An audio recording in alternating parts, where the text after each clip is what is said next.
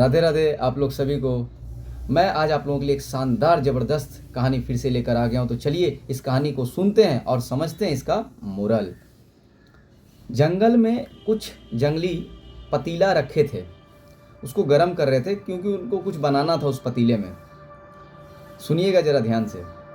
वो लोग उस पतीला को रख देते हैं आग के ऊपर में, तो पतीला रखते के साथ ही थोड़ा गर्म हो जाता है। पतीला मतलब पानी थोड़ा गर्म हो जाता है, तो नॉर्मल ही पानी था और वो लोग कुछ चले जाते हैं लाने के लिए। इतने में ही क्या होता है, एक मेंढक उस पतीले में आके कूद जाता है। जब पानी नॉर्मल अभी था तो वो निकलता नहीं है। हालांकि वो चाहता तो वो पतीला से बहुत आराम से निकल जाता, सहज से निकल जाता, लेकिन निकलता नहीं है। वो सोचता है कि कुछ देर के बाद निकल जाऊंगा, अभी थोड़ा इसी में सुस्ता लेता हूँ। फिर थोड़ा, क्योंकि पतीला तो गर्म हो रहा था धीरे धीरे, अब थोड़ा हल्का ज़्यादा गर्म होने लगा पानी। तो मेंढक फिर से सोचता है कि ठीक है बाद में निकल जाएंगे।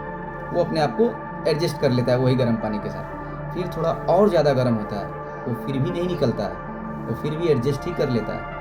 अब पानी क्या होता है, उबलने लगता है कुछ देर के बाद। अब इतना ज़्यादा गर्म हो जाता है पानी कि मेंढक बड़ा प्रयास करने लगता है। अब निकलने के लिए अब उसको छटपटाहट लगता है और वो निकलने का कोशिश करने लगता है। बहुत शानदार कोशिश करता है निकलने का, लेकिन मेंढक नहीं निकल पा रहा था, नहीं निकल पाता, क्योंकि उसकी एनर्जी सारा खत्म हो गया था, खत्म हो चुका था।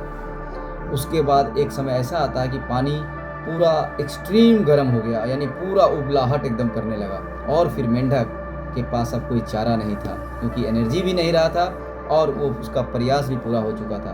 अब मेंढक के पास एक ही उपाय था, शांत से ख़त्म हो जाना। और फिर होता भी यही है, मेंढक कुछ भी नहीं कर पाता और फिर वो वहीं पर उसी पतीला में मर जाता है, अपने आप को एडजस्ट करते करते। यानी देखिए, कहानी बहुत छोटी है, कहानी बहुत छोटी है, लेकिन मोरल बहुत बड़ी है। चाहता तो वो बड़ा आराम से निकल जाता आराम से, लेकिन निकलता नहीं है, एडजस्ट करता है।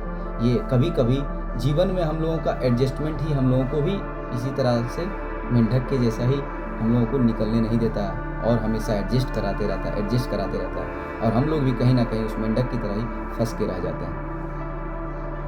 धन्यवाद। जब तक के लिए आप अच्छे रहिए, स्वस्थ रहिए और हमेशा की तरह मुस्कुराते रहिए। मिलते हैं फिर किसी एक बेहतरीन कहानी के साथ।